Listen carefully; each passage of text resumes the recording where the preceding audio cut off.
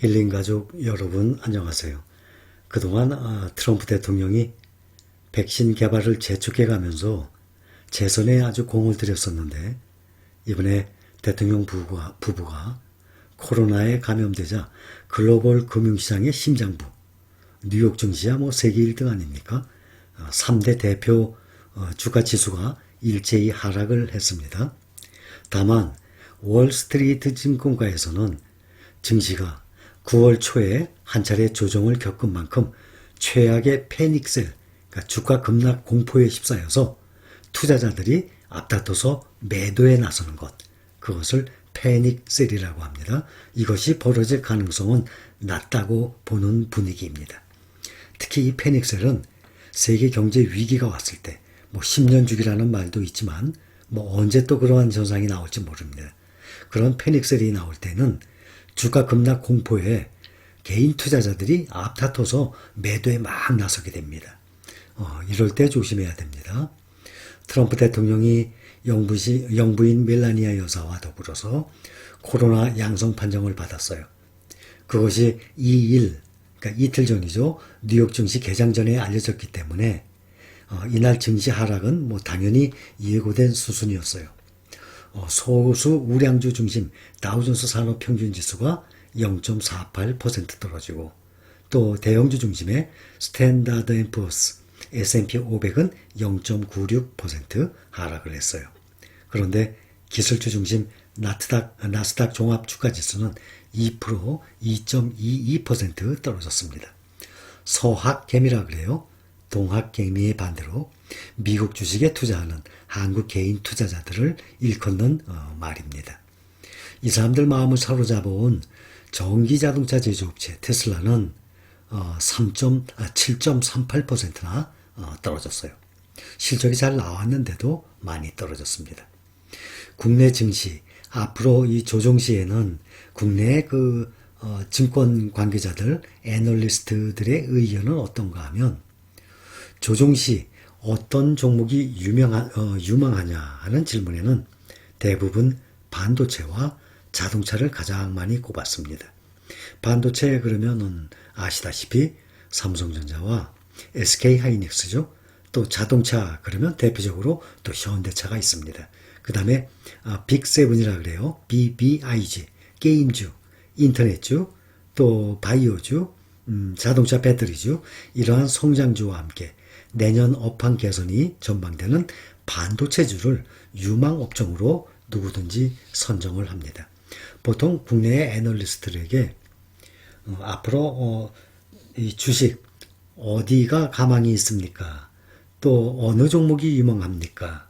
또 추천 종목은 어떤 것입니까? 그러면 1등 그러면 어떤 종목인지 대부분 아실 겁니다. 이번에 나스닥만 2.22% 하락을 했어요. 11월 3일 대선을 한 30일 정도 앞뒀어요. 트럼프 대통령 확진 소식에 대형 기술주가 가장 많이 내렸습니다.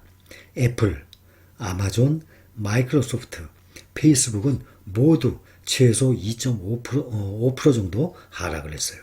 테슬라는 7.4%나 급락을 했고 오히려 니콜라라는 주식은 0.6% 올랐습니다.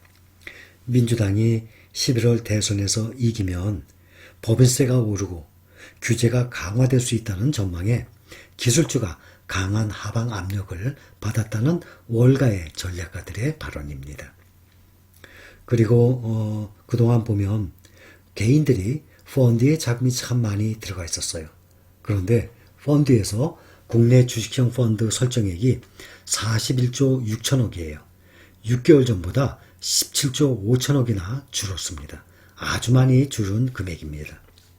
같은 기간 개인 투자자들은 유가증권 시장과 코스닥 시장, 유가증권 시장이면 코스피를 말합니다. 총 35조 8천억, 36조 원어치 순매수를 했어요. 그래서 주식형 펀드 설정의 추이와 대조가 되는 모습을 보였습니다.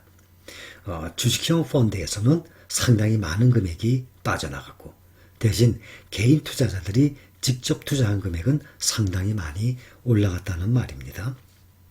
지난 6개월간 인덱스 주식 기타 유형 펀드의 수익률 그러니까 인덱스 지수를 따라가는 ETF 주식들 말씀드리는 겁니다. ETF 좋은 것들 많이 있죠. 수익률이 6개월간 46.7%. 사실 6개월간 46.7%라면 이건 경이적인 기록입니다. 아마 이런 기록은 쉽게 나오지 않을 거예요. 왜냐하면 이번 3월에 최저점으로 떨어졌다가 6개월 동안 정말 빠르게 반등을 했기 때문에 6개월간 수익률이 인덱스 주식, ETF 주식들 위주로 46.7%나 올라갔어요. 이것은 6개월이 아니라 1년에도 이렇게 수익을 올리기가 쉽지가 않습니다. 나스닥이나 나스닥 추정하는 QQQ ETF 같은 경우도 연간 수익률이 20%, 21%거든요. 그것도 정말 막강한 수치인데 국내 주식시장 펀드 수익률은 36.7%로 나왔습니다. 짧은 기간에 엄청난 수익률입니다. 항상 이 정도가 당연히 아니죠. 6개월 동안 급속도로 주가 지수가 올랐기 때문입니다. 1년 평균 10%만 꾸준히 오른다 그러면 당연히 성공적인 실적이죠. 삼성전자 3분기 실적 먼저 말씀을 드렸습니다. 상당히 많이 나올 것으로 생각합니다. 보통 10조 2천억에서 11조 7천억까지 예상을 합니다. 전년 동기에는 7조 8천억이었어요.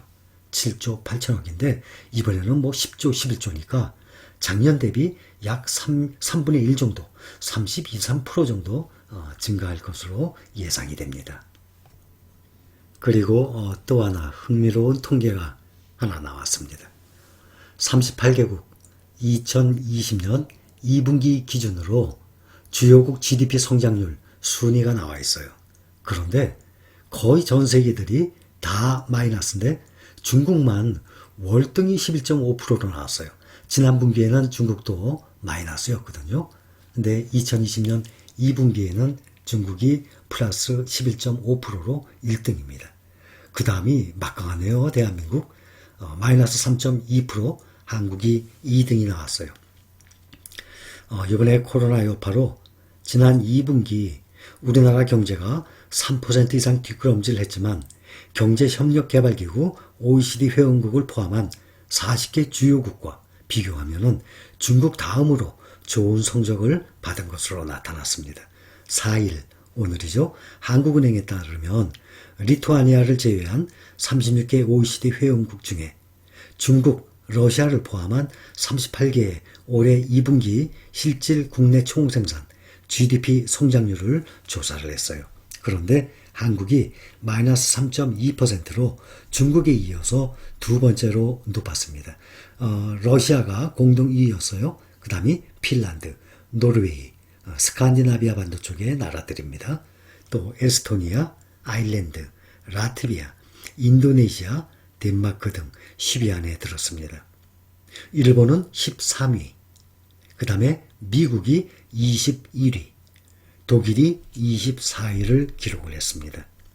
2분기 경제 성적표가 가장 나쁜 나라들 보면 영국, 또 멕시코, 이런 스페인, 이러한 나라들은 현재 등수에도 못 들 정도로 아주 많이 떨어진 상태입니다. 1분기 순위에는 우리나라는 12위였어요. 12위였는데 10계단 뛰어 올라서 중국도 지난 1분기에는 거의 꼴찌였어요. 그런데 중국이 1등으로 올라오고 우리나라는 12위였는데 10계단 뛰어서 2등으로 올라왔습니다. 이에 비해서 1분기에 플러스 성장을 유지하며 1등, 2등을 차지했던 칠레, 스웨덴은 완전히 밑으로 떨어졌습니다. 마이너스 13%, 마이너스 8%. 올해 상반기 우리나라 경제는 요번에 코로나 충격 속에서 상대적으로 선전을 했다고 보고 있습니다. 하지만 8월 중순 이후에 2차 확산 또 사회적 거리두기 강화를 겪은 만큼 3분기 이후 상황을 낙관할 수는 없는 상황으로 나오고 있습니다.